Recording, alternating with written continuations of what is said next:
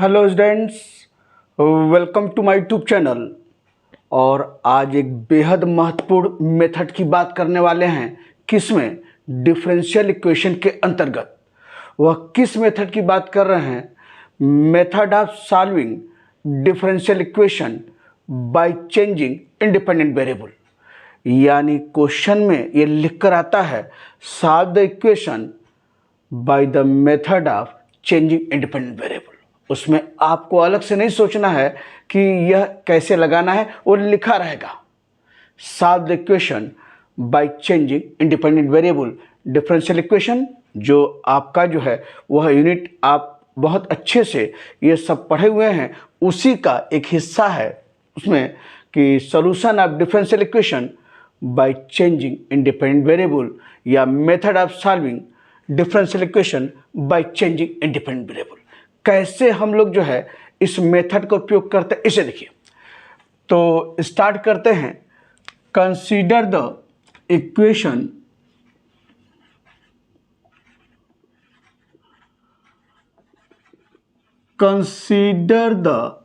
Equation equation ले लीजिए। क्या है? d2y upon dx square plus p dy by dx plus qy equal to r। d2y by dx square plus p dy by dx plus qy equal to r। हमने जो है एक लिया है, it is the linear general form of linear differential equation of second order. तो इसके बाद मान लिया यह इक्वेशन 1 है, ठीक। अब चलिए लेटेस्ट चेंज, इसी इक्वेशन को लेकर बढ़ते हैं। लेटेस्ट चेंज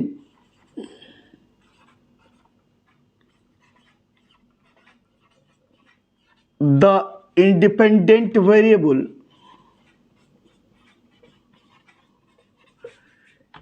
इंडिपेंडेंट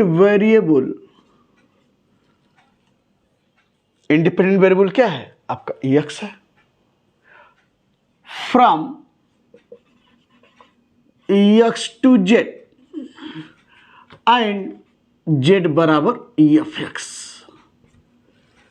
तो let us change the independent variable from x to z and z बराबर f(x). जब हम इस तरह से चेंज करते हैं तो रिड्यूस्ड इक्वेशन प्राप्त होता है। किस रूप में? The reduced equation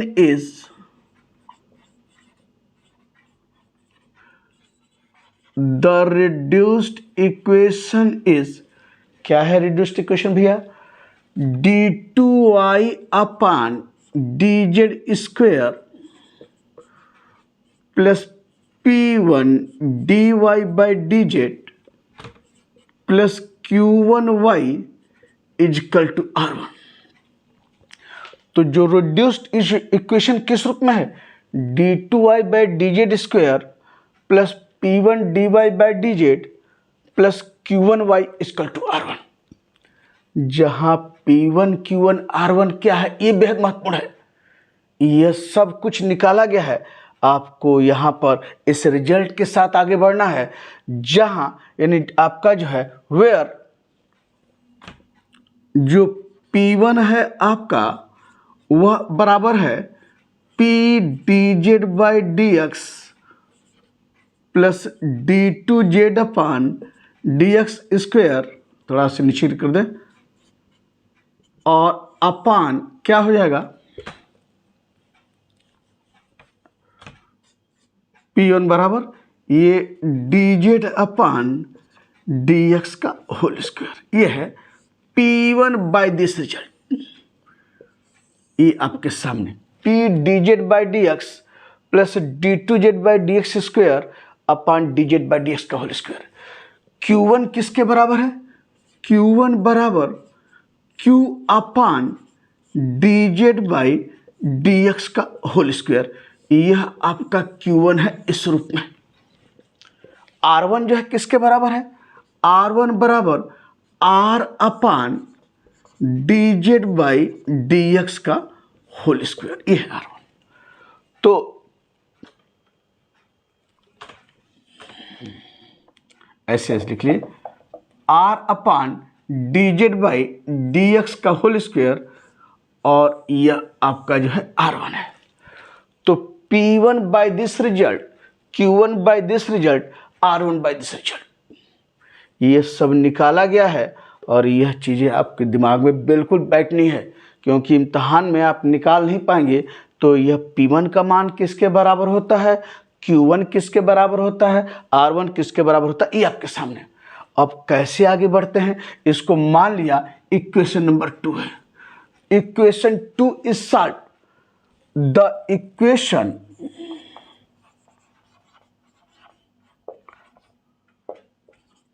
is solve. अब यहां कैसे बढ़ते हैं, आइदर बाय पुटिंग P1 बराबर 0, equation 2 is solve either by putting P1 बराबर 0 और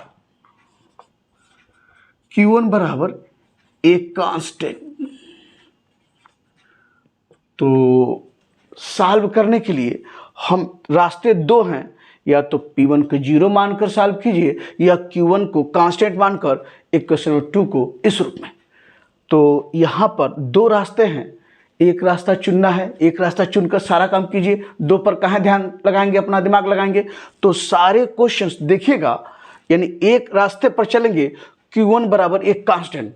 ऐसा क्या करेंगे कि Q1 कांस्टेंट दिखाई दे, इस रास्ते को लेकर हम लोग जो है इक्वेशन को सॉल्व करते हुए आगे बढ़ेंगे। तो एक चीज आपके सामने, यही मेथड ऑफ क्या है, solving differential equation by changing independent variable है। एक बेहद महत्वपूर्ण, शुरुआत में यह ध्यान देना है, क्या जो है मैं क्या बहुत महत्वपूर्ण बात कर रहा हूं, अगर यह ध्यान नहीं गया तो फिर सब कुछ गड़बड़ हो जाएगा, क्वेश्चन का कुछ भी आपको फिर नहीं मिलने वाला है। वह ध्यान क्या रखना है कि पहला काम d2i by D x square का कोफिशिएंट अगर 1 है तो बहुत अच्छा, और 1 अगर नहीं है तो उसे डिवाइड करते हुए 1 बनाएंगे, तब आगे बढ़ेंगे। तो यहाँ पर एक नोट के तौर पर बेहद महत्वपूर्ण आप लिख लीजिए, make the coefficient of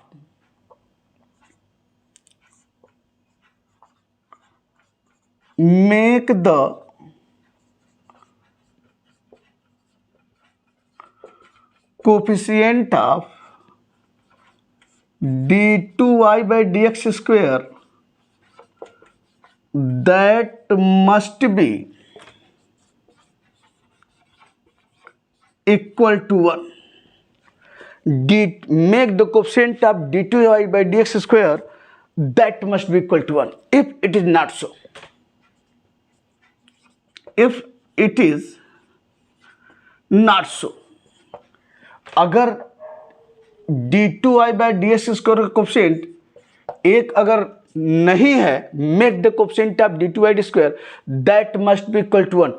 if it is not so, यदि ऐसा नहीं है तो उसका पहला काम करेंगे क्या कि d2i by D x coefficient को क्या बनाएंगे, that must be equal to 1।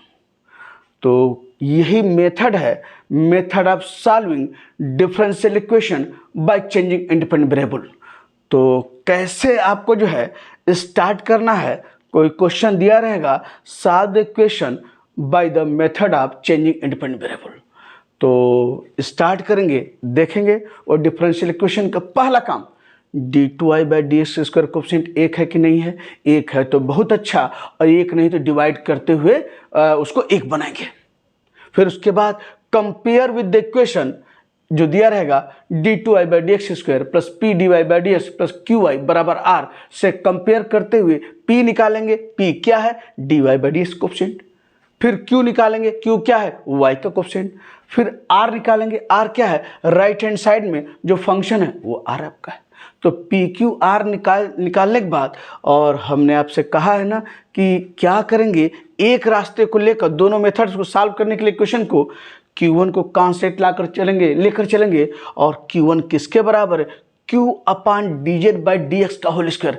अब यहाँ पर Q जो है वह जो दिया रहेगा, अब हमको नीचे Q यहाँ जो दिया गया रखेंगे, और मुझे अपनी तरफ से dz/dx का होल स्क्वायर का मान इस तरह से चुनना है कि Q1 क्या हो जाए, कांस्टेंट हो जाए। वह अभी आपको बताएंगे, यानी कैसे जो है Q1 जो है कांस्टेंट हो जाए। तो अगर आपका देखिए अभी जैसे Q1 आपका है, Q आपका मान लीजिए आ गया 4x², ये देखिए Q आपका है 4x² आ गया यहां पर। तो Q1 बराबर Q 4x² है, तो dz/dx का होल स्क्वायर का मान अपनी तरफ से चुनना है। क्या यह चुने कि Q1 कांस्टेंट हो जाए, यही मेथड लेकर चल रहा है, Q1 कांस्टेंट। तो क्या यहां पर रखें dz/dx के होल स्क्वायर का मान कि Q1 कांस्टेंट हो जाए, तो x² रख दीजिए। ये देखिए तो x² से x² कैंसिल, और क्या है 4 कांस्टेंट हुआ ना, ये 4 तो कांस्टेंट ही है। तो क्या रखें कि यह कांस्टेंट हो जाए। जैसे अगर ये आ जाए आपका, अगर Q जो है अगर ये दिया रहे 2 sin² x, तो क्या रखें dz/dx का होल स्क्वायर कि यह Q1 कांस्टेंट हो जाए, तो sin² x रख लेंगे। ये देखिए ये से कैंसिल होकर बराबर 2। आप तो अगर Q1 अगर आपका मान लिया -2 का स्क्वायर एक्स रहे, -2 का स्क्वायर एक्स, अगर Q1 जो है अगर -2 का स्क्वायर एक्स रहे, तो dz/dx का होल स्क्वायर क्या रखें कि Q1 कांस्टेंट हो जाए, तो क्या रखेंगे cos² x, ये कैंसिल होकर -2। माइनस cos² x नहीं रखेंगे, क्योंकि मुझे dz/dx का होल स्क्वायर जब आप निकलेगा वहीं से dz/dx निकालेंगे, तो जब नेगेटिव नंबर रहेगा dz/dx का होल स्क्वायर माइनस, तो जब dz/dx निकालेंगे तो अंडर रूट आएगा, अंडर रूट के अंदर निगेटिव नंबर, तो अंडर रूट के अंदर निगेटिव नंबर क्या होता है, इमेजिनरी नंबर i के रूप में आता है। तो हम निगेटिव साइन नहीं लेते हैं, dz/dx का होल स्क्वायर जब भी लेंगे एक हम जो है पॉजिटिव मान के साथ ऐसा लेंगे कि जो ऊपर दिया है Q वह नीचे ऐसा रखें कि वो कैंसिल होकर आपको कांस्टेंट के रूप में दिखाई दे। तो dz/dx का होल स्क्वायर जब निकल जाएगा वहीं से dz/dx निकाल लेंगे, और dz के उसके पॉजिटिव साइन के साथ आगे बढ़ेंगे। फिर dz/dx निकल जाएगा तो एक बार डिफरेंशिएट करते हुए d2z/dx² निकाल लेंगे, उसकी जरूरत सब मिलेगी। और फिर जो है और dz/dx जब निकाला है तो वहीं से dz बराबर dx को उधर भेजते हुए इंटीग्रेट करके z निकाल लेंगे, x के टर्म निकाल लेंगे। इसकी सबकी जरूरत है, और जब निकल जाएगा तो P1/दिस रिजल्ट देखिए dz/dx का होल स्क्वायर जो निकाले हैं dz/dx, फिर d2z/dx² सबकी जरूरत है। P1 यहां से निकलेगा, Q1 आप निकाल चुके हैं इस तरह से, R1 इस रिजल्ट से जब निकाल चुके हैं तो P1 Q1 R1 the reduced equation आपके सामने यह है, उठाकर रखेंगे P1 Q1 R1 को और देखेंगे linear differential equation with constant coefficient के रूप में दिखाई देगा, जहां CF और PI का रास्ता सब आप जानते हैं। राइट हैंड साइड में देखेंगे 5 केस में से कौन सा केस PI निकालने का है, तो उस तरह से PI निकालेंगे। CF जैसे निकालते हैं वैसे निकालकर CF और PI दोनों निकाल कर जोड़कर सॉल्यूशन निकालेंगे। एक चीज यहां भी बेहद महत्वपूर्ण ध्यान देनी है, वह क्या है कि जो भी CF और PI निकलेगा पहले किसके टर्म निकलेगा, Z के टर्म में। यहां देखिए dy/d2/dz² है, Z है तो Z के टर्म निकलेगा, CF भी Z के टर्म में, PI भी Z के टर्म में, और जब सोल्यूशन लिखेंगे y = CF + PI Z के टर्म रहेगा।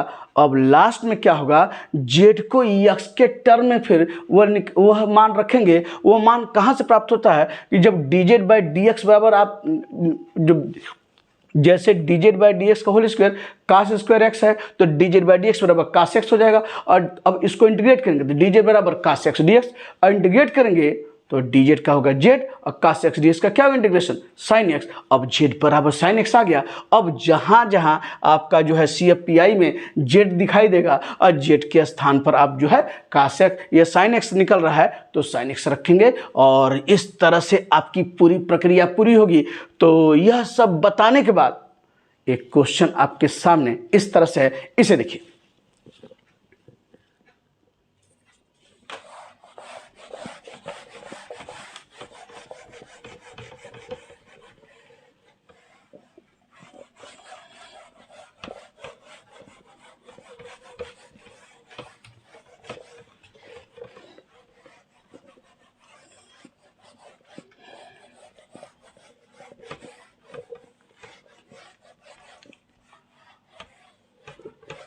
क्वेश्चन लिख रहे हैं, वो देखिए क्या है क्वेश्चन।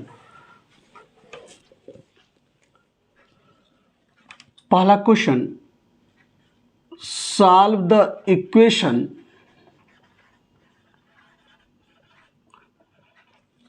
ले लेते हैं क्या, d2y upon dx square minus काट x dy by dx minus y sine square x बराबर cos x minus cos cube x by changing independent variable, by changing independent variable. ये इस तरह से ही पूछेगा। अगर यहां से क्वेश्चन पूछ रहा है तो सॉल्व द इक्वेशन, ये आपके सामने है, bye changing independent variable.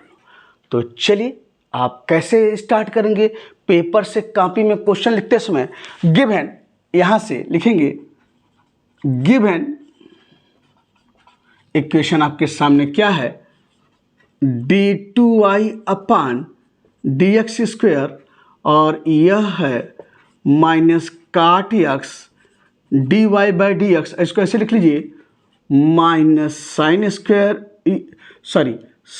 Square x और y, और यह आपका क्या है cos x minus cos cube x। ठीक, तो अब यहां से क्या करेंगे, पहला काम देखिए d2y by D x square का कोएफिशिएंट एक है कि नहीं है।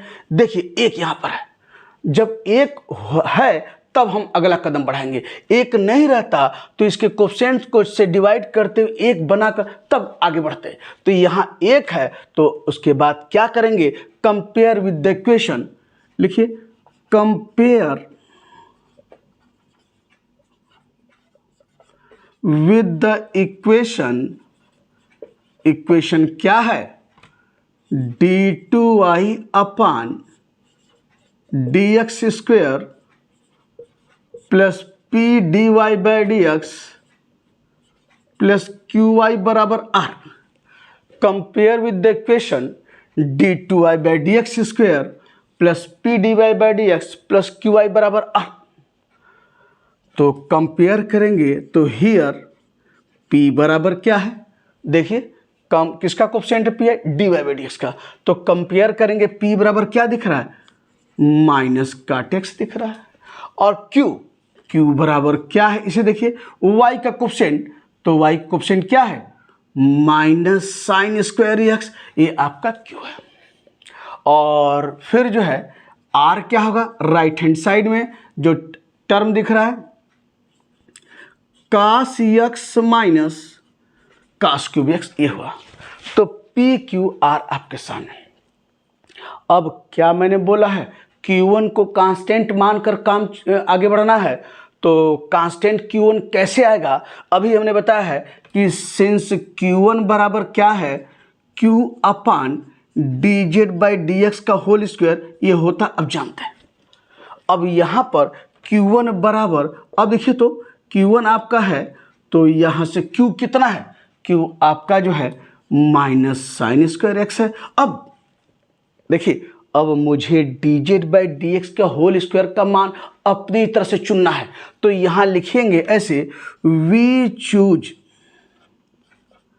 z सच दैट क्या है, dz बाई डी एक्स का होल स्क्वायर बराबर, यानी यह मान हमको इस तरह से चुनना है dz बाई डी एक्स का होल स्क्वायर, ताकि Q1 क्या हो जाए, कांस्टेंट हो जाए। तो ये बताइए माइनस साइन स्क्वायर x है, तो मैंने बोला है कि जो भी रखना है निगेटिव साइन लेकर नहीं रखना है, dz बाई डी एक्स का होल स्क्वायर क्या यहाँ रखें कि Q1 कांस्टेंट हो जाए, यही ना होगा साइन स्क्वायर x। ये देखिए साइन स्क्वायर x होगा ना, साइन स्क्वायर x रखेंगे तो ये sine square x sine square cancel का होकर क्या आया, -1। तो Q1 बराबर क्या आया, -1।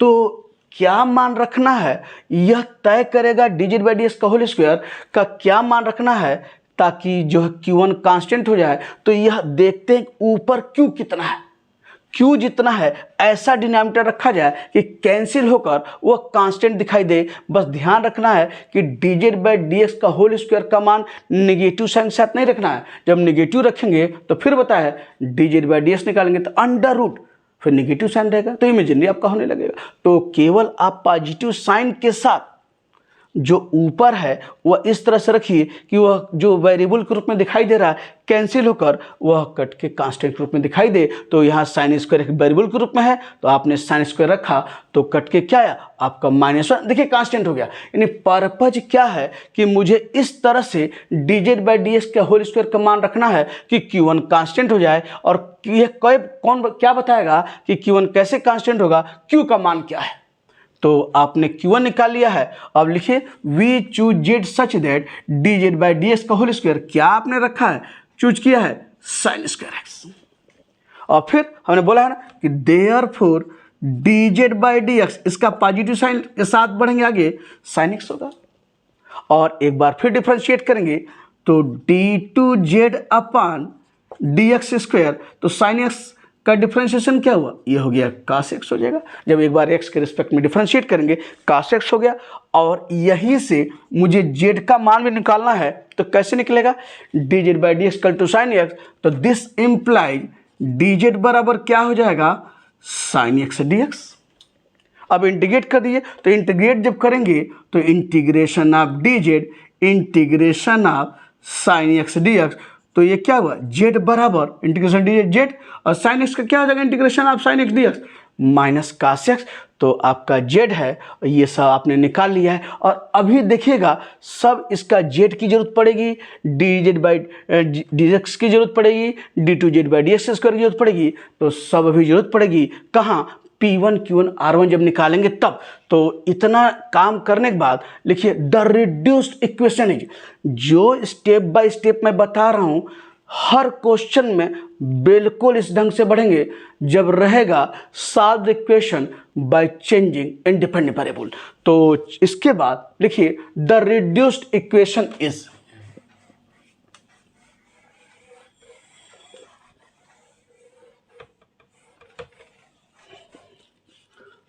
The reduced equation is.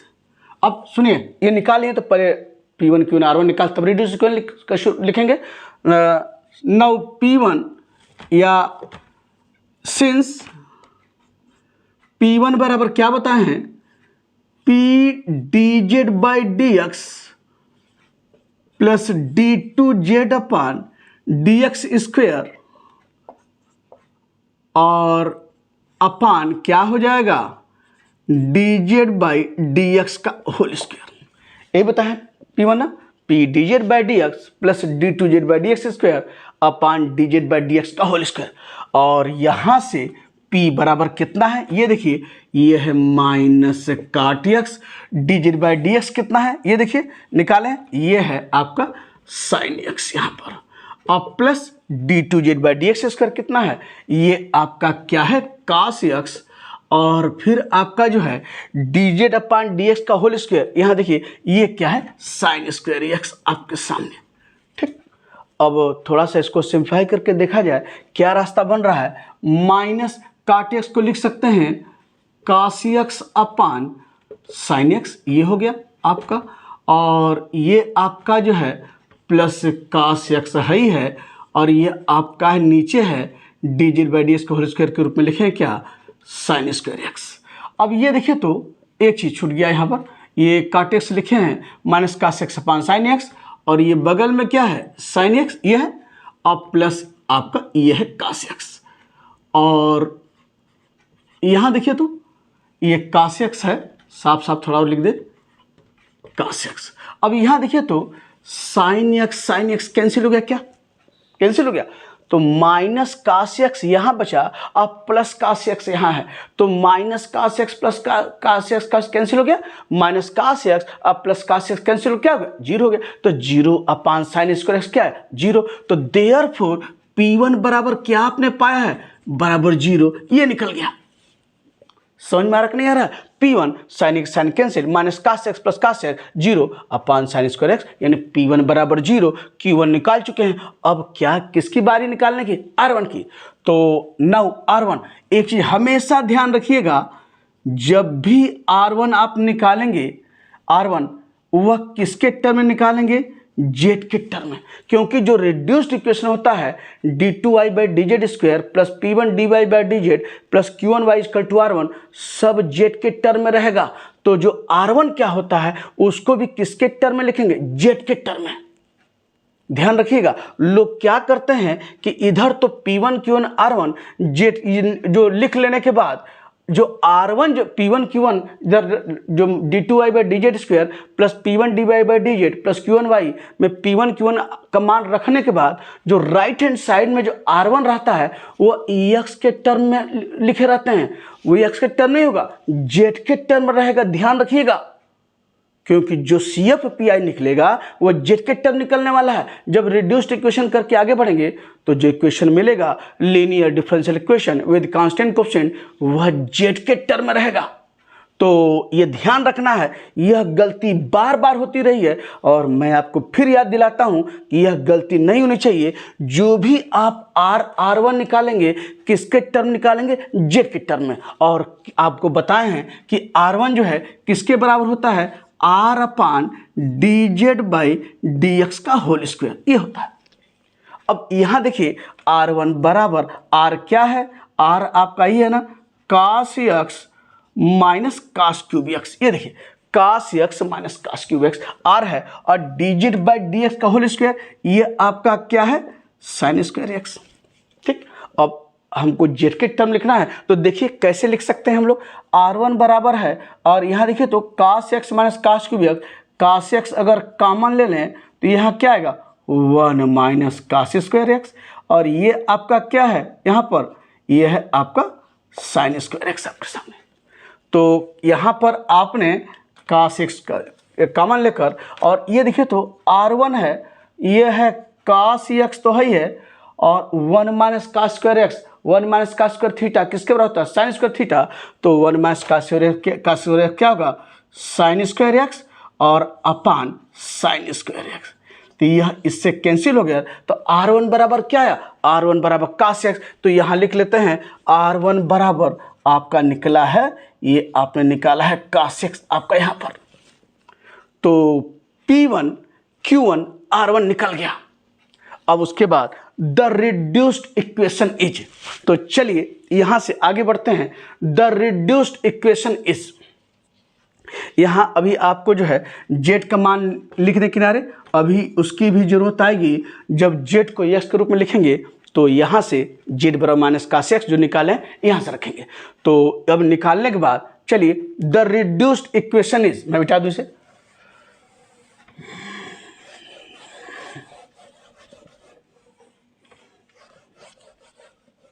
P1 तो निकल चुका है, P1 चाहे तो यहाँ लिख लीजिए। P1 आपका है 0, और R1 आप क्या निकाले हैं? R1 इक्वल टू आपका यहाँ पर ये कास एक्स है। ठीक, अभी इसकी जरूरत रहेगी, हम लोग यहाँ से मान फिर रख लेंगे कास एक्स। तो चलिए the reduced equation is,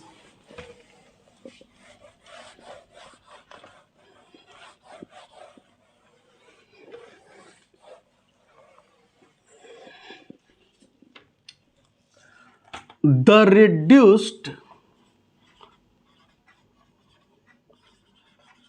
equation is, क्या होगा इक्वेशन? d2y अपान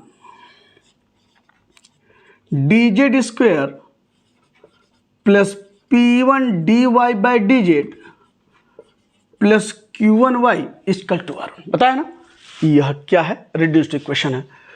अब P1 Q1 R1 का जो मान निकाले हैं उठाकर रख दीजिए। तो देयरफॉर क्या हो जाएगा? d2y upon D Z square, अब P1 0 है, 0 dy बाई डी जेड निकाले हैं, और Q1 क्या भैया जी? -1, और ये है -y, और R1 क्या निकला है? R1 बराबर, देखिए R1 बराबर कास एक्स निकाले हैं, और ध्यान से मुझे किसके टर्म लिखना है? जेड के टर्म में मैंने बोल रखा है। तो R1 बराबर ये cos x है, तो z के टर्म में लिख सकते हैं क्या? कैसे लिखेंगे? यहाँ देखिए z बराबर माइनस cos x आपने निकाला हुआ है, जब इंटीग्रेट करके dz बराबर integration of sin x dx, तो z बराबर माइनस cos x आया है, तो यहाँ cos x है, तो देयरफॉर cos x बराबर क्या लिखेंगे? Minus z। ये देखिए आपके सामने। तो ये ध्यान रखना है, R1 मुझे किसके टर्म लिखना है? z के टर्म लिखना है। तो यहाँ से क्या होगा आपका माइनस z, ये हो गया R1 बराबर माइनस z। तो हम लोग यहाँ पर क्या रख लें? It is equal to minus z। तो बार बार मैं याद दिला रहा हूँ कि यहाँ पर राइट हैंड साइड में जो भी आपका रखेंगे टर्म, और किसके रूप में रहेगा? जेड के रूप में रहेगा। और ये अब आगे बढ़ते हैं, तो दिस इम्प्लाइज आपके पास क्या आया? d2y अपान dz स्क्वायर, यह 0 है, माइनस वाई बराबर माइनस z।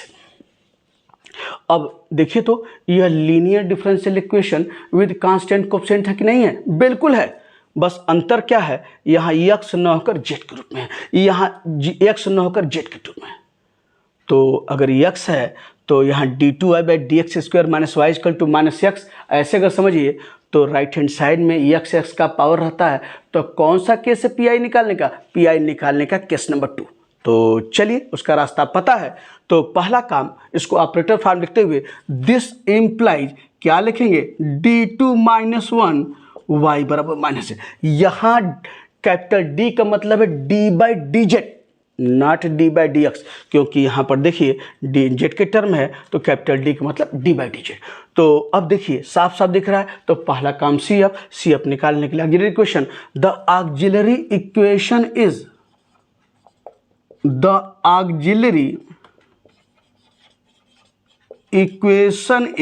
क्या होगा भैया जी? m स्क्वायर माइनस 1 बराबर 0 जानते हैं, या दिस इम्प्लाइज m स्क्वायर बराबर 1, या दिस इम्प्लाइज m बराबर plus minus 1। Roots are real and different, दिख रहा है। देयरफॉर आप क्या लिखेंगे? CF बराबर किसके टर्म में? ध्यान से, z के टर्म में। बार बार CF PI आपको याद दिला रहा हूं, z के टर्म में जब सॉल्व करेंगे बाय चेंजिंग इंडिपेंडेंट वेरिएबल, तो ये क्या हो जाएगा? C1 e का पावर z और C2 e का power minus z।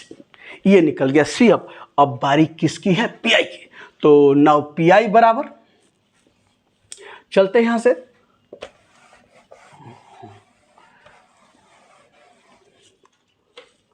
Now PI बराबर क्या होगा भैया जी? यानी यहां से देखिए, यानी माइनस है, इसको यहां लिख लीजिए 1 upon d square minus 1z। एक काम कीजिए, इस माइनस को यहां हम शामिल कर दें, तो माइनस से मल्टीप्लाई कर लीजिए, तो बराबर ऐसे हो जाएगा। तो इस माइनस को यहाँ शामिल करेंगे तो 1 माइनस डी स्क्वायर हो जाएगा क्या? बिल्कुल जाएगा। माइनस यहाँ रखेंगे तो माइनस डी स्क्वायर ये है, और माइनस माइनस प्लस ये आपके सामने 1 माइनस डी स्क्वायर, और ये जेड है। तो जब राइट हैंड साइड में ये एक्स का पावर है, तो क्या करते हैं? Taking lowest degree term as a common, सबसे कम घात वाले पद को चिन्ह के साथ कॉमन लेकर 1 प्लस 1 माइनस बनाते हैं। यहाँ देखिए तो ऑलरेडी 1 माइनस के रूप में बना हुआ है, बनाने की जरूरत नहीं है, तो बना हुआ है। तब इसको ऊपर ले जाइए, ले जाते हैं, आपको पता ही है 1 माइनस डी स्क्वायर का पावर माइनस 1, और ये हुआ जेड। और क्या करेंगे? Expand it by binomial expansion, तो बराबर क्या हो जाएगा? 1 प्लस डी स्क्वायर, और पता है ना जेड है तो केवल डी के पावर 1 तक मिलेगा, बाकी उसके ऊपर का कोई पावर किसी काम का नहीं है, वो 0 हो जाएगा। तो यहाँ पर 1 प्लस D2 है, जितना पावर यहाँ जेड का उतने पावर डी का चाहिए। तो यहाँ आप चूंकि 1 प्लस डी स्क्वायर, इसके ऊपर आप जो भी लिखेंगे डी स्क्वायर से ऊपर का पावर रहेगा, और डी स्क्वायर भी किसी काम का नहीं है, देखिएगा ये भी 0 हो जाएगा। तो 1 मान ये एक्सपेंड किया है बाइनोमियल थ्योरम द्वारा, और ये है आपका जेड। तो देयरफॉर क्या हो जाएगा? आप यहाँ से कि PI बराबर, इसको ऐसे लिख लीजिए, तोड़िए, ये हो जाएगा जेड और प्लस D2Z, या देयरफॉर PI बराबर, यहाँ देखिए तो ये जेड है D2Z। अरे भैया D का मतलब D बाई डी जेड, तो जेड को एक बार डिफरेंशिएट करेंगे 1, एक बार और करेंगे 0, तो 0 हो गया क्या? बिल्कुल 0 हो गया। तो D2Z आपका मान 0, तो PI क्या निकला? PI बराबर जेड, ये आपके सामने। तो जब CF निकल गया है, PI निकल गया है, तो देयरफॉर द सॉल्यूशन इज, तो देयरफॉर द सॉल्यूशन इज क्या होगा भैया जी, y बराबर C F plus P I, और सी एफ क्या है, C1 e का पावर z, C2 e का पावर माइनस जेड, और पी आई क्या है, z। यही आपका जो है आंसर है, किसके टर्म में, z के टर्म में। लेकिन मुझे किसके टर्म लिखना है, x के टर्म में, ध्यान रखना। अब आप इसको x के टर्म लिखिए तो y बराबर क्या हो जाएगा, C1 e का पावर, और z का मान x के रूप में निकाले हैं। ये देखिए z बराबर माइनस cos x निकाले हैं ना, जहाँ इंटीग्रेट करते हुए integration of D Z equal to integration of sine X D X, और जेड बराबर माइनस कास एक्स, तो जहाँ जेड है माइनस कास एक्स रख दीजिए, तो ये क्या हो जाएगा, माइनस ऑफ कास एक्स और प्लस C2 e का पावर, और जेड माइनस कास एक्स है और माइनस पहले से है तो प्लस कास एक्स हो गया, और जेड बराबर ये देखिए तो माइनस कास एक्स। यही क्या है, सोल्यूशन है इस डिफरेंशियल इक्वेशन का क्वेश्चन नंबर 1 का, बाय चेंजिंग इंडिपेंडेंट वेरिएबल। तो आपको चीज़ें समझ में आ गई होंगी कैसे हम लोग सॉल्व करते हैं by the method of changing independent variable, line by line. इसी तरीके से हर क्वेश्चन में आगे बढ़ेंगे। तो यह क्वेश्चन पूरा करने के बाद आपको आइए एक बहुत अच्छा क्वेश्चन लेकर आ रहे हैं। वह कौन सा क्वेश्चन है, क्वेश्चन नंबर 2, इसे देखिए। ये देखिए क्वेश्चन नंबर 2 है, ये आपके सामने, solve the equation by changing independent variable. Most important question के अंतर्गत इस क्वेश्चन को शामिल रखिए, और चलिए इसको भी उसी ढंग से जो पहला क्वेश्चन आपने लगाया है। तो पहला काम देखिए, यहाँ पर भी देखिए d2y by D x square coefficient एक है कि नहीं है, बिल्कुल एक है। जब एक है तो कदम आपके आगे बढ़ेंगे। तो जब ये इक्वेशन आपने जो है पेपर से कॉपी में क्वेश्चन करते समय गिवन आप ये लिखेंगे, और फिर उसके बाद क्या होगा, चलिए लिख लेते हैं, गिवन d2y, यहाँ से एक जैसे आपका आ गया, सॉल्व करना है तो आपका लिख सकते हैं गिवन, आपका इक्वेशन क्या है, d2y upon d x square plus 3 sine x minus cot x dy by D x, ये है, और प्लस इसको ऐसे लिख लीजिए 2 sine square x into y, 2 sine square x into y, और e का power minus cos x sine square x, ये आपके सामने। ठीक, अब कोएफिशिएंट एक है तो आगे बढ़ते हैं। कैसे, कंपेयर विद द इक्वेशन, उसी तरीके से compare with the equation. Equation क्या है, d2y upon d x square plus P D Y by D x plus q y equal to r. d2y by D x square plus P D Y by D x plus q y equal to r. तो compare करेंगे तो here p बराबर क्या है भैया जी, p बराबर compare कीजिए d by D x coefficient 3 sine x minus cot x. q क्या है, y का कोएफिशिएंट, q बराबर क्या है 2 साइन स्क्वायर एक्स, और r क्या है राइट हैंड साइड में e का पावर माइनस कास एक्स और साइन स्क्वायर एक्स। चीजें समझ में आ रही होंगी। अब फिर वही काम हमको जो है q1 बराबर कांस्टेंट लेकर हमको काम बढ़ाना है। तो आप जानते हैं कि q1 बराबर q upon D Z by D x का होल स्क्वायर ये होता है। तो q1 बराबर q आपका कितना यहाँ पर है 2 साइन स्क्वायर एक्स अपान, अभी लिख रहे हैं तो यहाँ लिखेंगे क्या, we choose Z such that d z upon d x का होल स्क्वायर बराबर क्या रखें, d Z by D x का होल स्क्वायर के स्थान पर कि q1 कांस्टेंट हो जाए। 2 साइन स्क्वायर एक्स है, 2 तो कांस्टेंट है, क्या रखना है कि ताकि वह कट के कांस्टेंट हो जाए साइन स्क्वायर एक्स। समझ में आ गया है कैसे हम लोग तय करते हैं, ताकि q1 जो है आप आराम से वहां से निकाल सकते हैं, और q1 एक कैंसिल हो गया तो q1 बराबर कितना आया है आपका 2। तो इस तरह से हम dz बाई डी एक्स का होल स्क्वायर का मान रखते हैं ताकि Q1 कांस्टेंट आ जाए। तो we choose z such that यह बराबर आपने क्या रखा है, साइन स्क्वायर एक्स। ये देखिए sign square x. This implies, फिर उसके पॉजिटिव साइन के साथ लेकर आगे बढ़ेंगे। This implies dz by D x बराबर साइन एक्स हो जाएगा। और आपको पता है कि मुझे z की भी जरूरत पड़ेगी, d2z by D x square की जरूरत पड़ेगी। तो देयरफॉर क्या हो जाएगा, d2z अपान डी एक्स स्क्वायर। एक बार डिफ्रेंशिएट करेंगे और तो cos x, और मुझे z निकालना है तो कैसे निकलेगा, इंटीग्रेट करते हुए। तो दिस इम्प्लाइज dz बराबर ये है साइन एक्स डी एक्स। अब इंटीग्रेट कीजिए तो this implies integration of dz बराबर integration of sine X D X. तो z बराबर integration of sine X D x क्या होगा, माइनस cos x। तो यहाँ पर भी एक किनारे लिख लेते हैं, z आप माइनस cos x निकाले हैं और d2z अपान डी एक्स स्क्वायर, d2z अपान डी एक्स स्क्वायर यह क्या निकला भैया जी, cos x आपके सामने।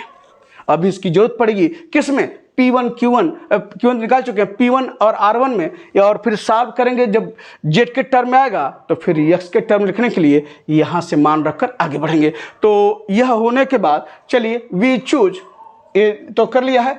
अब इसके बाद क्या है कि नाउ P1 R1 निकाला जाए।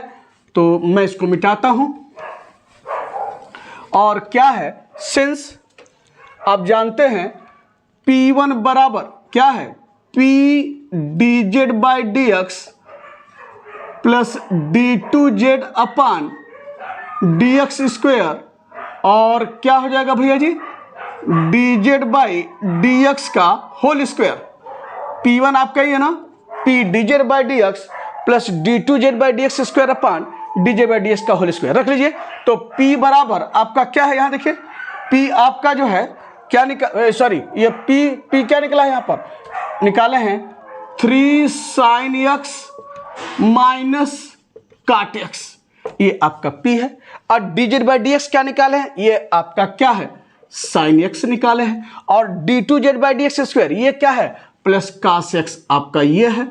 और dz बाई डी एक्स का होल स्क्वायर क्या है, साइन स्क्वायर एक्स। सारा मान निकाले हुए हैं और अब इसको सिंप्लीफाई करते हुए देखना है कि P1 क्या मिल रहा है।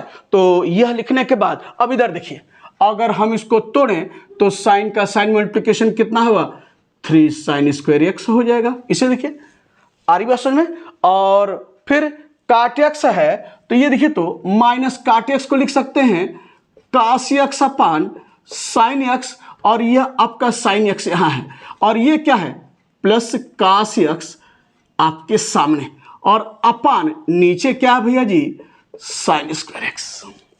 बहुत आसानी से सारी चीजें हैं जो आपको दिख रही होंगी। अब यहाँ देखिए, यह साइन से साइन कैंसिल हो गया, बचा क्या, minus cos x plus cos x, ये आपस में ये कैंसिल हो गया। तो बराबर क्या आया, 3 sign square x upon sine square x, यही बचा ना, साइन एक्स से sine x cancel, minus cos x से प्लस cos x कैंसिल, और 3 sign square x upon sine square x, और एक कट के बराबर कितना आया, 3। तो देयरफॉर P1 बराबर क्या आया, इट इज इक्वल टू 3 आपके सामने। तो P1 निकाल लिए हैं क्या, ये 3 आया है, और Q1 निकाल चुके हैं। अब क्या निकालना है, R1। तो नाउ R1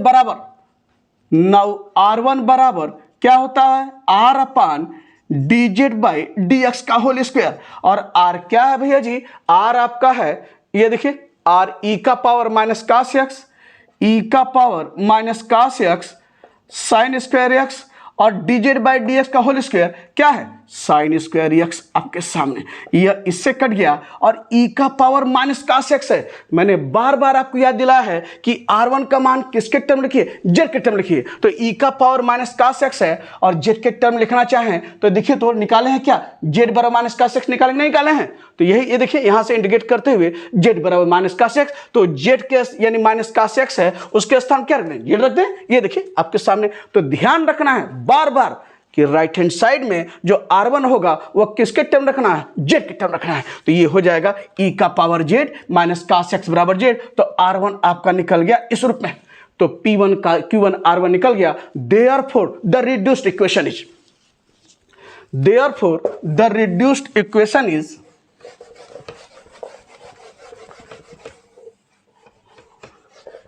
लिखिए यहां पर,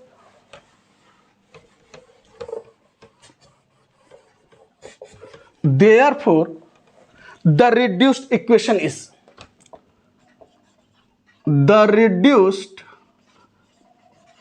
equation is क्या होगा भैया जी, यही ना होगा, d2y upon dz square plus p1 dy by dz plus q1y equal to r1। अब p1 q1 r1 का मान रख दीजिए, तो दिस इंप्लाइज क्या हो जाएगा, therefore d2y upon dz square, अब p1 कितना है 3 dy बाई dz, अब q1 क्या निकाले हैं, q1 इक्वल टू 2, ये हो गया 2y, और r1 क्या है, e का पावर z आपके सामने, पहचान रहे हैं, बिल्कुल ये कैसा है, linear differential equation with constant coefficient. आप सेकंड ऑर्डर का है तो यह जो है आपका जो है linear differential equation with constant coefficient, बस अंतर क्या है, यहाँ z न होकर या x न होकर z है, तो यहाँ आपका अगर x के रूप में समझिए d2y upon dx square plus 3dy by dx plus 2y equal to e का पावर x। पी निकालने का कौन सा केस है, केस नंबर 1, पता है ना, राइट हैंड साइड में अगर e का पावर x का फार्मूला है तो पी निकालने का केस नंबर 1 है। तो चलिए पहला काम, इसके बाद क्या करेंगे, ऑपरेटर फॉर्म लिखेंगे, तो दिस इंप्लाई लिखेंगे क्या, d2 plus 3d plus 2y बराबर e का पावर z।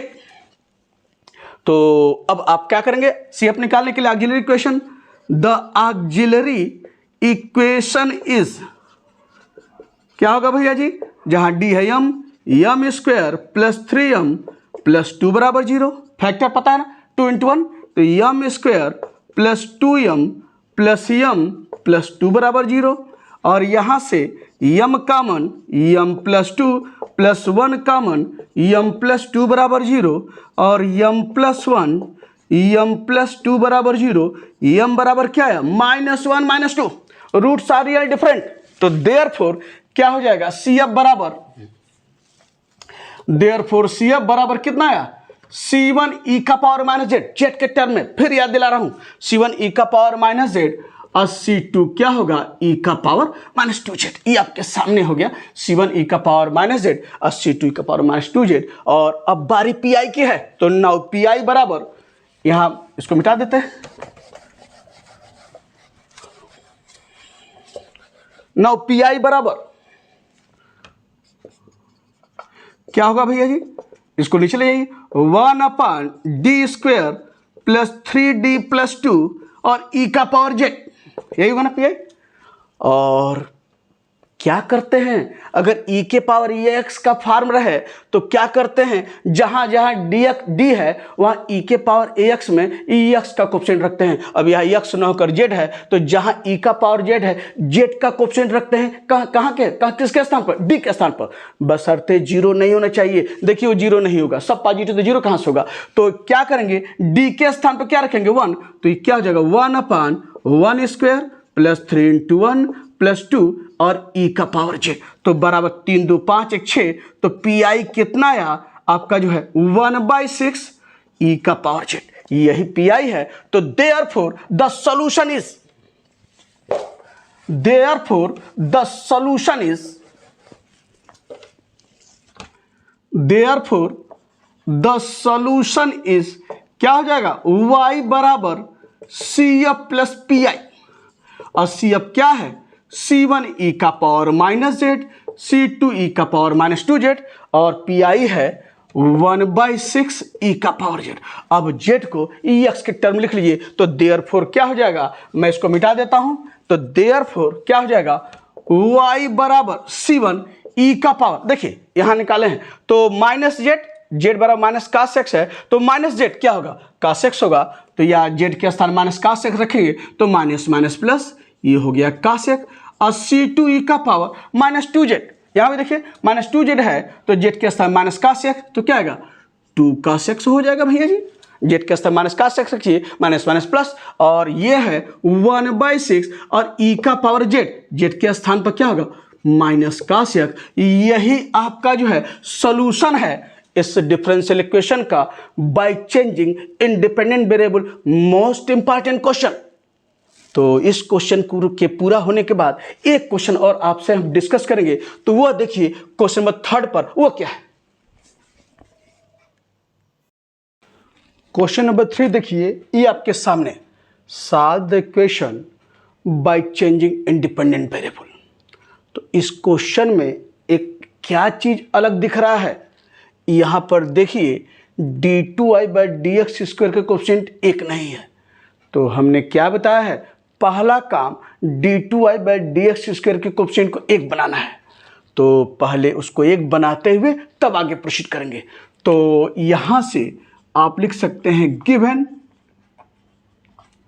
आप इक्वेशन लिख लीजिए x d2i/dx² minus dy/dx minus 4x3y equal to 8x³ sin x²। तो क्या करेंगे, d2i/dx² कोएफिशिएंट को 1 बनाने के लिए x से जो है डिवाइड करेंगे। तो वही काम जो दोनों क्वेश्चन में तो 1 था, तो वहाँ जरूरत नहीं थी कोएफिशिएंट d2/dx² का, यहाँ 1 नहीं है तो यहाँ x है, तो x से डिवाइड करते हुए 1 बनाएंगे। तो देयरफॉर क्या हो जाएगा, d2i/dx² और ये हो जाएगा -1/x dy/dx, x से डिवाइड कर रहे हैं और ये x³ है, अब बाई x है तो क्या हो जाएगा -4x², ये हो गया y आपका। और यहाँ देखिए ये है 8, x³ कितना हो जाएगा x² और ये क्या है sin x², ये एंगल है, इसमें मत x डिवाइड करने लग लीजिएगा, मत कीजिएगा, ये एंगल है sin x², अलग नहीं है। तो ये आपका जो है 8x² sin x²। अब किस फॉर्म का है, कंपेयर विद द इक्वेशन, ये आप कह सकते हैं it is of the form, किस फॉर्म का है, d2i/dx² plus pdy/dx plus qy equal to r, यही फॉर्म है ना आपका, ये आपके सामने। और कंपेयर करते हुए हियर p बराबर क्या होगा, कोएफिशिएंट ऑफ dy/dx क्या है -1/x, q बराबर क्या है कोएफिशिएंट ऑफ y और y का कोएफिशिएंट क्या है -4x², और r क्या है, राइट हैंड साइड में जो टर्म है वह क्या है 8x² और sin x²। और फिर वही काम q1 बराबर q/dz/dx का होल स्क्वायर होता है। और मुझे q1 कांस्टेंट मानकर आगे बढ़ना है, तो पहले आप जान लिख लीजिए, सिंस q1 बराबर q/dz/dx का होल स्क्वायर ये है। और अब यहां लिख लीजिए we choose z such that, और ये आपका क्या है z सच दैट, अब आपको जो है dz/dx का होल स्क्वायर, यानी हमको किसका मान लेना है, यानी dz/dx का होल स्क्वायर, यह हमको अपनी तरफ से चुनना है। अब कैसे चुनना है कि q1 कांस्टेंट हो जाए, और q1 आपका क्या है, यहाँ पर देखिए तो q1 बराबर q कितना है आपका भैया जी, q है -4x²। अब आप बता सकते हैं कि dz/dx के होल स्क्वायर के स्थान पर क्या रखें कि q1 कांस्टेंट हो जाए, -4 ये तो कांस्टेंट है, तो क्या रखेंगे यहाँ पर x², तो x² से x² कैंसिल, तो q1 बराबर कितना आया -4 आपके सामने। तो dz/dx का होल स्क्वायर क्या रखा गया है, यह बराबर x²। इस तरह से हम लोग चुनते हैं dz/dx का होल स्क्वायर का मान, जिससे q1 क्या हो जाए, कांस्टेंट हो जाए। ध्यान रखना है, जितने क्वेश्चन आप लगाए हैं, जितने क्वेश्चन लगाएंगे, ठीक इसी तरीके से आगे बढ़ेंगे कि क्या मान dz/dx का होल स्क्वायर का लिया जाए अपनी तरफ से कि q1 कांस्टेंट हो जाए। तो जैसा रहेगा उसी के अनुसार dz/dx का होल स्क्वायर का मान रखेंगे, मान लेंगे, तो ये आपके सामने है। अब यहाँ से देयरफॉर क्या हो जाएगा, dz/dx बराबर x हो जाएगा, स्क्वायर रूट, पॉजिटिव साइन ले लीजिए। अब चूंकि पता है कि d2z अपान dz स्क्वायर भी चाहिए तो डिफरेंशिएट करेंगे 1 आएगा। अब हमको z का z चाहिए, z पाने के लिए क्या करेंगे, इसको इस तरह से dz बराबर x dx, ठीक। तो इंटीग्रेट करेंगे, this implies integration of dz बराबर इंटीग्रेशन ऑफ क्या हो जाएगा x dx, या दिस इंप्लाइज z बराबर कितना हुआ x स्क्वायर बाई 2 आपके सामने। तो z बराबर आपने निकाला है x स्क्वायर बाई 2 आपके सामने। तो x का मान ये z बराबर x स्क्वायर बाई 2, अभी हम लोग इसका उपयोग करेंगे और देखते चलिए कैसे, या कह सकते हैं यहीं से x स्क्वायर बराबर क्या हो जाएगा 2z हो जाएगा, x स्क्वायर 2z। तो यह हमने मान निकाला है यहाँ से और हमने किनारा रख लिया। तो आपने Q1 निकाल लिया है, अब क्या निकालना है P1 और R1। तो चलिए आगे बढ़ते हैं।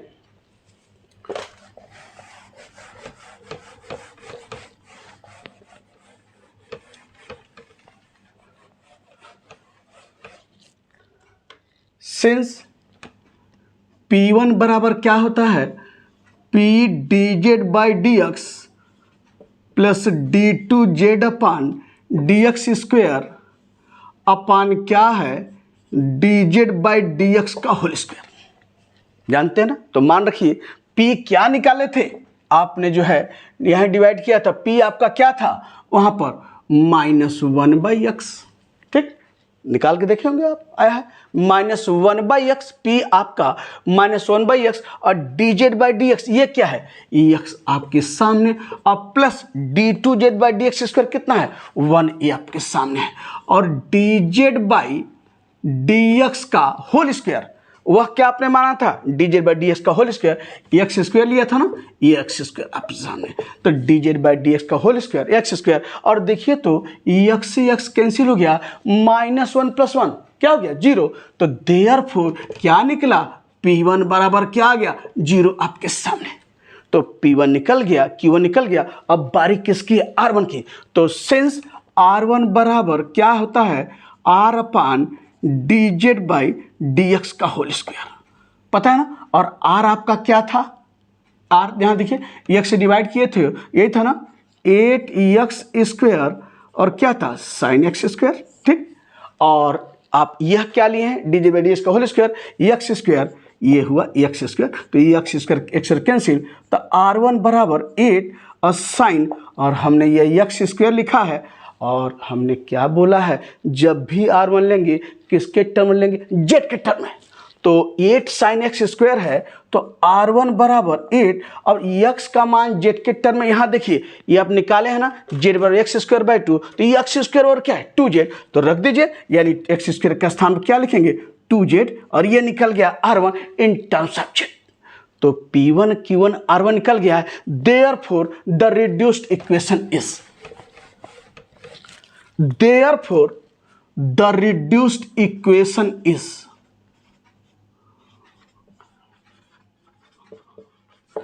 क्या होगा भैया जी d2y upon dz square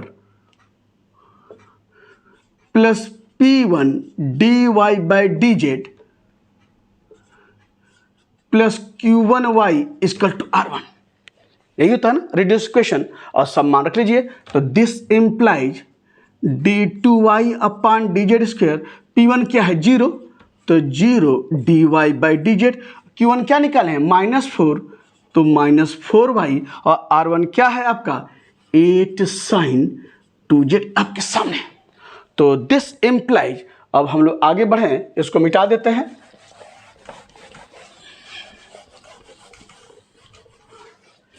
this implies, ये तो 0 हो गया भैया जी, this implies d2y upon dz square 0 -4y equal to 8 साइन 2z आपके सामने।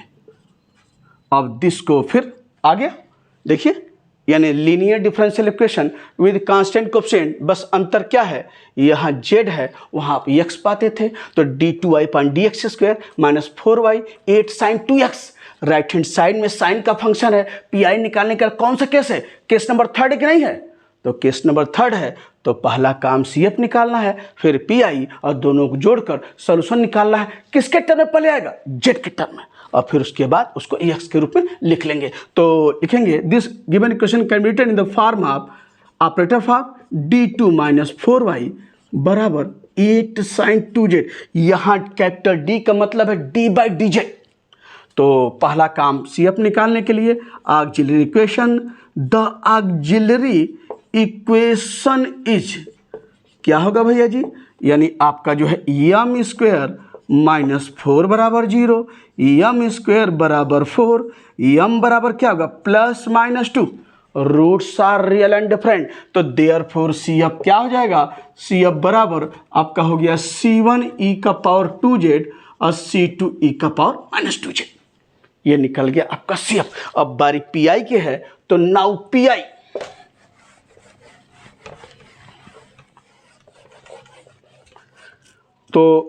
PI बराबर क्या हो जाएगा भैया जी? PI बराबर y को छोड़ कर नीचे भेजिए इसे। PI बराबर 1/d² - 4, 8 यह कांस्टेंट किनारे कर लीजिए, और यह क्या हो जाएगा? sin 2z बराबर क्या करते हैं? अगर साइन और कास का फंक्शन रहे तो PI निकालने के लिए क्या करते हैं? जहां d² है साइन x या साइन z में उसका कोफिशिएंट क्या है? d² के स्थान पर माइनस कोफिशिएंट स्क्वायर रखते हैं। तो यहां पर क्या करेंगे? 8 1/d², तो साइन 2z में z का कोफिशिएंट क्या है? 2, तो d² के स्थान क्या रखेंगे? -2² और -4, ना कि -2 का स्क्वायर, -2² -4, और ये है आपका क्या? sin 2z। तो देयरफॉर क्या हो जाएगा? यहां से आपका जो है क्या आया? 8 बराबर, और ये देखिए -4 -4 -8, और ये है sin 2z। 8 से 8 कटा, तो PI कितना आया? -sin 2z आपके सामने। तो PI निकाल लिया है, PI निकाले हैं, CF निकल चुका है। देयरफॉर द सॉल्यूशन इज क्या हो जाएगा? y बराबर CF + PI, और आपका CF क्या है? C1e⁻²z, C2e⁻²z, और PI क्या है? -sin 2z। अब किसके टर्म में लिखना है? लास्ट EX के टर्म में। तो बार बार आपको याद दिला रहा हूं, जो भी CF PI निकालेंगे by the method of changing independent variable, पहले किसके टर्म में? Z के टर्म में, और फिर उसके बाद EX के रूप में कन्वर्ट करेंगे। तो देयरफॉर क्या हो जाएगा? y बराबर C1e⁻²z, 2z बराबर क्या है? यहाँ देखिए लिख लीजिए x², C2e⁻²z -x², और माइनस साइन और 2z क्या हो जाएगा? x²। और यही क्या है? सॉल्यूशन है इस डिफरेंशियल इक्वेशन का by the method of changing independent variable.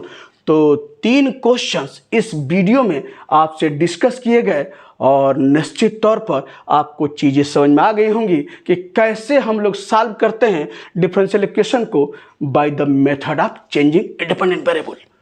अब आगे जो है फिर लेकर वीडियो आते हैं किस पर? Solve the equation by reducing into normal form या रिमूवल ऑफ फर्स्ट डेरिवेटिव।